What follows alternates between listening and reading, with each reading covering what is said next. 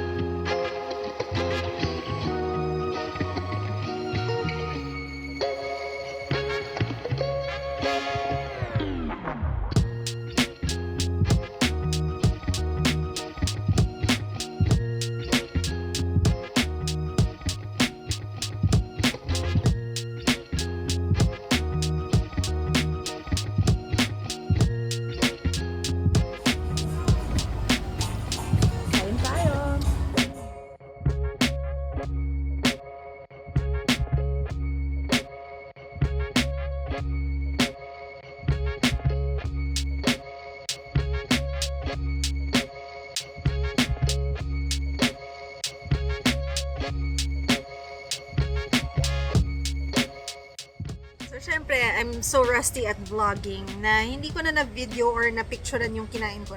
Ubus na siya. But I had the stracciatella, the French Madeleine and orange, and passion fruit. Yun yung flavors na kinain ko. Happy naman kami, yeah. So, right now, nasa Labuan, Bajo kami. It's the jump off point to Komodo National Park. So we're going to be on a liveaboard boat for 2 nights? 3 days. 3 days, 2 nights. Nahanap ni Bettina yung yung tour operator and it looks legit naman. So yeah, we'll see what happens tomorrow when they pick us up. Good morning, kain tayo. We're just waiting for our transfer for our boat tour today. Dito na kami sa boat. We have our stateroom. And I don't know how many people are going to be on board, pero maximum 15 people because it's a big boat. And then we'll be sailing around mga Komodo Islands region. It's a national park. Tapos may park fees nga eh. So, depending on which islands and what activities we'll partake in, yun yung magiging parang some amount of the park fees that we'll have to pay. But yeah, that's the agenda for today. It's giving high-end Katiklan jetty for us.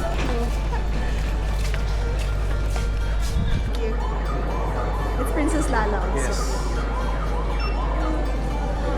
Thank you. Enjoy the trip. Princess Lala.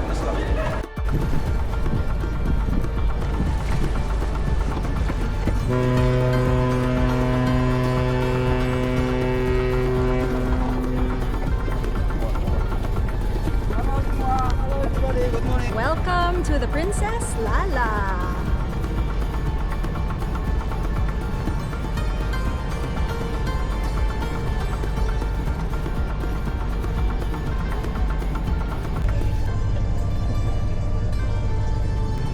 It was sunny a while ago, but now it looks a little bit cloudy.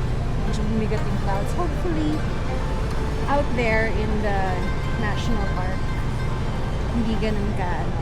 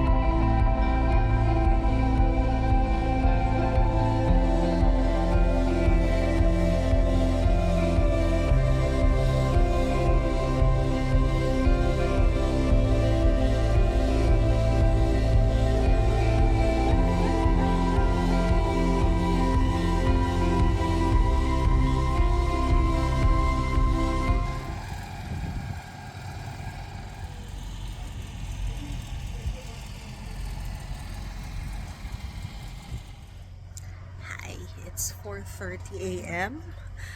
and early wake-up call for all of us because we are hiking Padar Island. So it's about a 90-minute hike round trip. There is no phone service where we docked or moored last night, so hopefully back home nobody's panicking about us. We're fine, we're safe. We've got power on the boat. Wala lang cell service.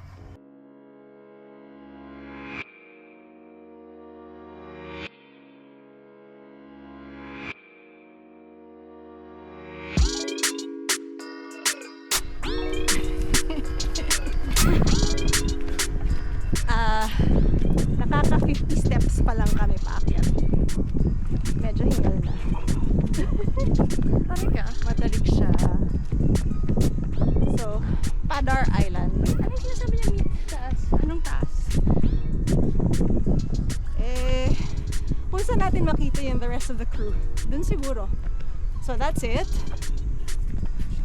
That's what we're climbing. You mean summit? Yun. Di ba may nagpipicture na doon? 2, 3, ganti gaya. 1, 2, 3. Ang ganda ba yun? Hahaha, cute. That's nice.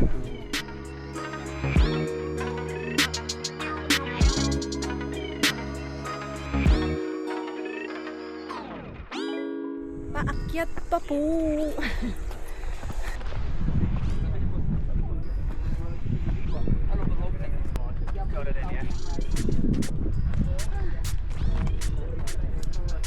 Yung medyo natin.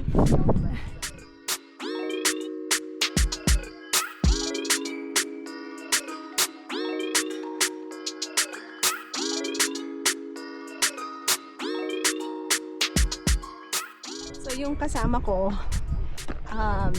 sumuko na. Ako naman as a marathoner, as supposed to be an athlete, kailangan ko ng challenge and na-miss ko yung long run ko for this week, so deserve ko lang akyatin kong bundok na to. Konti na lang naman eh. May mga ibang sections kasi na medyo eroded, so yeah.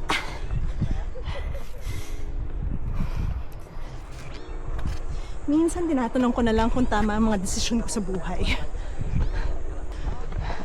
Pinapahirapan ko ng sarili ko. Tapos hindi ko alam kung paano ko ibababa ito mamaya. Hindi na ako mag-film pababa. Okay? Maraming ganap. Position 5. Ito na. Stop. End of trekking route. This is as high up as I can go. Achieve natin ang gawain today. Pinagpawisan at lahat. Water break lang dito, tapos bababa na natin ang sarili natin. Hopefully without incident. But yeah, this is Padar Island. So ngayon napadpad kami dito sa Pink Beach. And kaya siya Pink Beach kasi pink yung sand. Hindi ko alam kung nakikita nyo to. Pink. The sand is pink. And the reason the sand is pink is because it's made up of tiny ground up bits of red coral. Red coral, white coral makes pink sand. And it's also the national colors of Indonesia.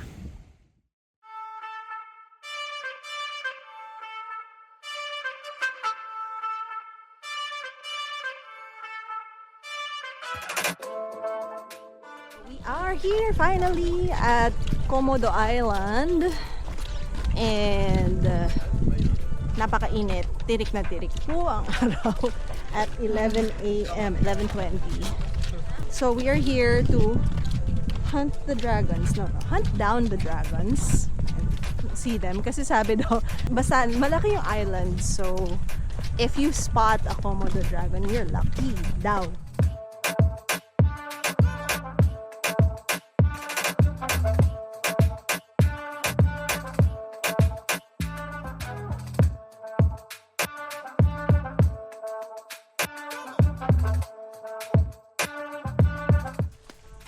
Ito yung advantage ng pagiging maliit.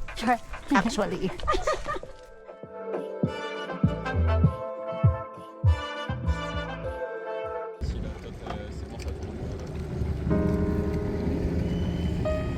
So according to the map, we're on Pimpenusa. There's a planted coral nursery over here, and I was able to snorkel a little bit. This is our last stop before we dock somewhere for the night. Akala ko sa Pulau Kalong kami magda-dock for tonight, but I'm not sure. And wala ring signal dito sa islang to, so hindi ko rin magawa yung research na usually ginagawa ko when I head to certain locations that I don't know about. Anyway, you have to trust your guide here. Yung itinerary that was published dun sa tour website or tour Instagram, it's not the itinerary we followed. Parang baliktad nga yung itinerary. But we were able to hit all the main highlights. So, yeah, we'll just have fun.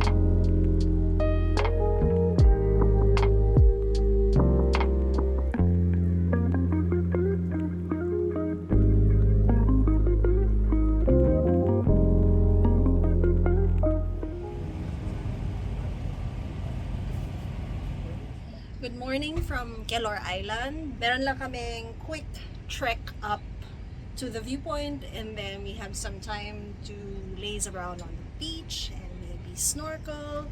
That is actually, I think that's Kelor Island. And then on to our last destination of the day, which is Manjarite, which is a snorkeling spot. And then this Liveaboard trip will officially be over because we'll be docked back in Labuan, Bajo.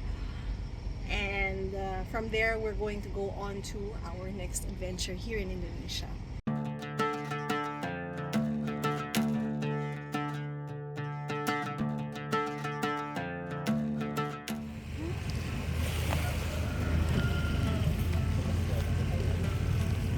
So, dumudulas yung aking slippers. 5 minutes. 5 minutes kung kambing ka.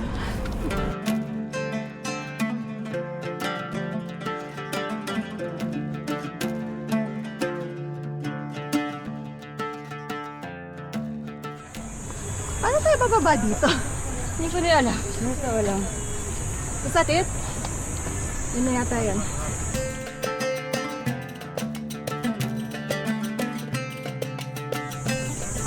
Safe to say, I will not be filming the route down. You kind of like recognize the song, and then it's just like. But at least we are here finally.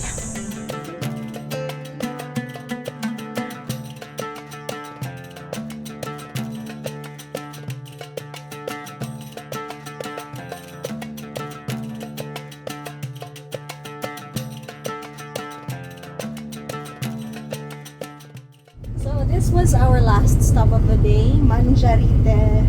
Actually, the whole snorkel area reaches all the way until there. But what happened was I had to do some work, so I stayed on the boat while they took a smaller boat out. So after I finished work, I dove off the side of the boat and swam to where they were snorkeling. And then we all swam together, snorkeled together towards this pier.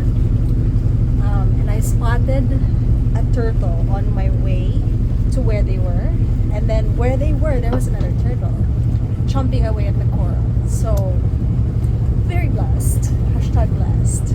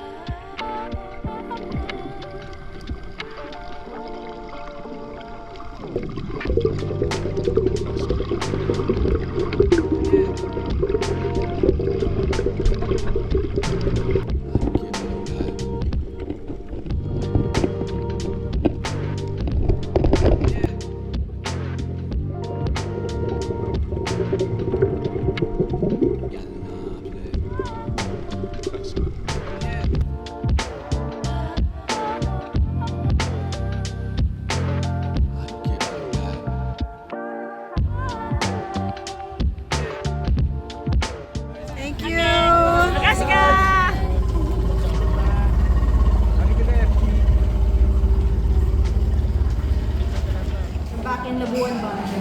Tapos, we'll try to choose. Dito kami kakain sa KFC.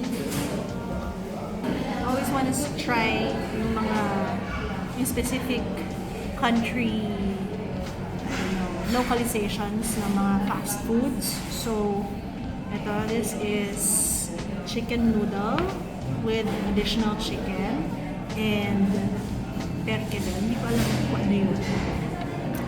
Obviously, ako zero. But yeah. So, let's see how it goes. Back at Maison Belmont, I'm sure I'm butchering this name, for our last night in Labuan, Bajo. Bajo! Ang problema sa mga Pilipino, yung J natin, di ba, yung H natin. So, this whole trip, medyo nakaka-embarrass na. So, every time nahuhuli namin yung sarili namin, biglang Bajo. So, yeah, I'm so sorry.